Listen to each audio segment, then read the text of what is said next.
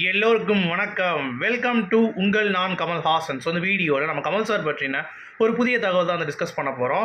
வீடியோக்குள்ளே போகிறதுக்கு முன்னாடி நம்ம சேனல் நீங்கள் புதுசாக இருந்தீங்கன்னா கண்டிப்பாக சப்ஸ்கிரைப் பண்ணிக்கோங்க. வீடியோ மறக்காமல் லைக் பண்ணிக்கோங்க. இப்போ நம்ம வீடியோக்குள்ளே போகலாம்.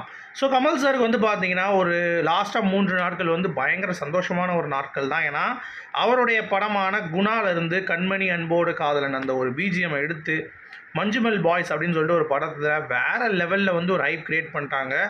அந்த படம் கிட்டத்தட்ட தமிழில் ரிலீஸ் ஆகி தமிழ்நாட்டில் 10 கோடி ரூபா வரைக்கும் கலெக்ஷன் பண்ணியிருக்கு. எந்த ஒரு மலையாள படமும் வந்து பண்ணாத ஒரு சாதனையாக தமிழ் படம் வந்து இங்கே பண்ணியிருக்கு அப்படிங்கிறது நம்மளால் வந்து பார்க்க முடியுது. இதற்கு மொத்தமான கிரெடிட்டு நம்ம கமல் சார் தான் அப்படின்ற மாதிரி மஞ்சுமல் பாய்ஸோட டேரக்டர் வந்து பார்த்திங்கன்னா மென்ஷன் பண்ணிட்டார்.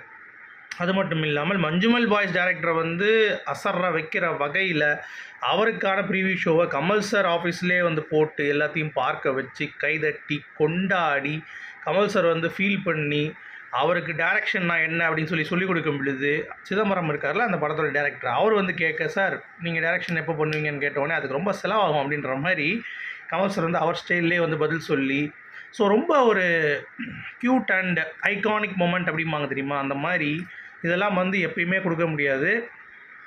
அந்த மாதிரியான ஒரு விஷயங்கள் அதுதான். விஹான் அப்படின்னு சொல்லிட்டு ஒருத்தர் இருப்பார் சோஷியல் மீடியாவில் வந்து பார்த்திங்கன்னா அவர் வந்து நிறைய இன்டர்வியூஸ்லாம் வந்து எடுப்பார். ஸோ பாலிட்டிக்கல் நாலேஜும் இருக்குது. ஸோ அவர் கமல் சாருடைய தீவிர ரசிகர் அப்படின்றதுனால அவர் சொல்லியிருக்காரு ஒரு பாயிண்ட் என்ன அப்படின்னா, சினிமா என்றைக்குமே வந்து தோக்காது. சினிமாவுக்கு கமல் சாரோடைய தாக்கம் வந்து அவ்வளோ பண்ணியிருக்காரு. சரியா, இப்போ வந்த மாதிரி நிறைய பேர் இனிமேல் அவர் வந்து விதை போட்டிருக்காரு, அங்கங்கே முளைத்து வருவார்கள். கமல் சார் வந்து ஒரு சினிமா ஜாம்பவானாக தான் வந்து திகழ்வார். கண்டிப்பாக ஒரு பெரிய தோப்பை தான் வந்து க்ரியேட் பண்ணிட்டு அவர் வந்து போவார். ஸோ மிகப்பெரிய ஒரு இன்ஸ்பிரேஷனாக வந்து பார்த்திங்கன்னா அவர் வந்து பேசியிருந்தார். அது வந்து செம்மையாக இருந்ததுங்க.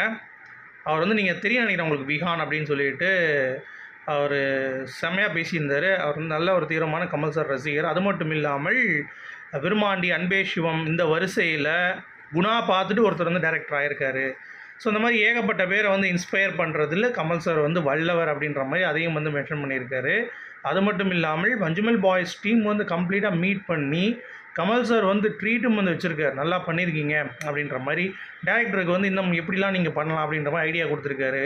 குணா படத்தை ஒரு வசதி கூட இல்லாமல் கமல் சார் எப்படி எடுத்தார் அப்படின்றதையும் கேட்டறிந்து அதை பார்த்து ஷாக் ஆகி, சார் நாங்கள் பண்ணதோட நீங்கள் ஒரு 100 மடங்கு அதிகமாக பண்ணியிருக்கீங்க அப்படின்ற மாதிரிலாம் வந்து பேசி ஸோ ரொம்ப வந்து பார்த்திங்கன்னா மெய்சிலிருந்து போயிட்டாங்க அப்படிங்கிறது தான்.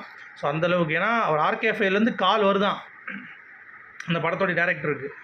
என்ன பண்ணுவாங்க, நம்ம வந்து ஸ்கூல் டைமில் இருக்கும்போது ஒரு டூர் போனால் எப்படி வந்து கிளம்புவோம், எல்லாருக்கிட்டையும் சொல்லிட்டு நான் டூர் போகிறேன் எங்கள் வீட்டில் இருக்கலாம் சொல்லுவோம்ல, அந்த மாதிரி எல்லாருக்கிட்டையும் சொல்லிட்டு வந்திருக்காரு. நான் வந்து ஆர்கேஎஃப்ஐ கமல் சார் ஆஃபீஸ்லேருந்து ஃபோன் வந்திருக்கு, நான் போகிறேன், அவரை பார்க்க போகிறேன், அவர்கிட்ட மீட் பண்ண போகிறேன், அவர் தொட போகிறேன் அப்படின்ற மாதிரி அவ்வளோ எக்ஸ்பெக்டேஷன்ஸ் வந்து பார்த்திங்கன்னா அவர் வந்து மைண்டில் இருந்துச்சு அப்படிங்கிறது தான். அதையும் வந்து ஷேர் பண்ணியிருக்காரு.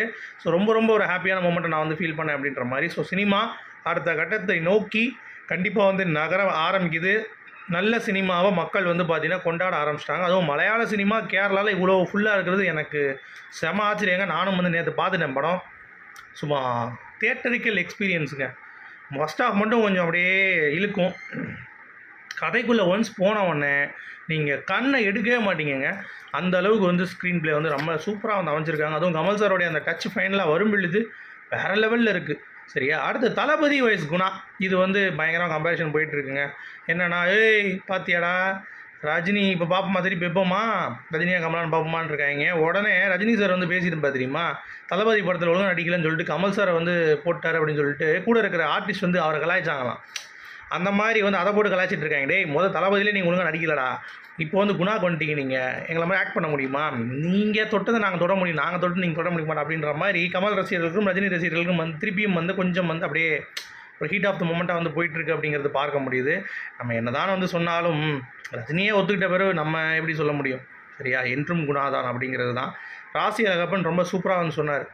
அந்த காலத்தில் 34 வருஷம் முன்னாடி ரஜினி சாரோடைய படம் ஓகே தான் சொன்னாங்க. பட் இப்போ யார் கொண்டாடுறாரா, தளபதி யார் கொண்டாடுறா, மாயனை யார் எத்தனை பேர் கொண்டாடுறாங்க அப்படின்ற மாதிரி கேட்டிருக்காரு. நல்ல வேலையான கேள்வி. அடுத்து இந்தியன் 2 கிட்டத்தட்ட அந்த ஒரு பாடல் எடுத்தாங்க தெரியுமா, சங்கர் சார் பொறுத்த வரைக்கும் பிரம்மாண்டம் அப்படின்றதுனால செவர் மட்டும் இல்லாமல் கண்டெய்னரு அப்புறம் உருவமே வரைஞ்சி கிட்டத்தட்ட ஒரு 5 பொம்மை இருக்குது. அப்படியே சுற்றி கிட்டத்தட்ட ஒரு 5னா அப்படியே நீங்கள் பார்த்துக்கோங்க. ஒரு ஏரியாவில் 5 ஒரு 500 பொம்மையாச்சும் வரைஞ்சிருப்பாங்க கமல் சாரோடைய பொம்மை. உருவ பொம்மை மாதிரி இருக்குது, இந்தியன் 2 பொம்மை. ஸோ செம்மையாக வந்து ஒர்க் அவுட் பண்ணியிருக்காங்க, பயங்கரமாக இருக்குது பார்க்குறதுக்கே. ஸோ வேறு லெவல் அப்படிங்கிறது தான். அடுத்து இந்த ரஜினி ஃபேனான கார்த்திக் சூப்பராஜ் வந்து கமல் சார் ரசிகர்கள் செருப்படி கொடுத்துட்ருக்காங்க. என்ன அப்படின்னா, ஏய் என்னடா மஞ்சுமல் பாய்ஸ்னு போட்டு கமல்ஹாசன் எங்கடா அந்த டேக்கில் யூஸ் பண்ணுறான் கோமாளி அப்படின்ற மாதிரி.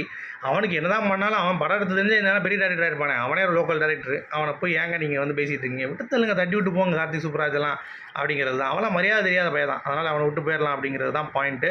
அடுத்து அரசியலில் மக்கள் நீதி மையம் வந்து பார்த்திங்கன்னா கமல் சார் கட்சி தனித்து தான் போட்டியிடும்னு நினைக்கிறேன். ஏன்னா காங்கிரஸ் கிட்டையும் திமுக கிட்டையும் நல்ல பேச்சுவார்த்தை வந்து உடன்படாத காரணத்தினால் தனித்து போட்டியிடுவதற்கு வாய்ப்பு இருக்குது அப்படின்ற மாதிரி சொல்லப்படுது. ஸோ உங்களுடைய கருத்துக்கள் சொல்லுங்கள். மீண்டும் அடுத்த வீடியோ சந்திப்போம். அது வரைக்கும் குட் பை.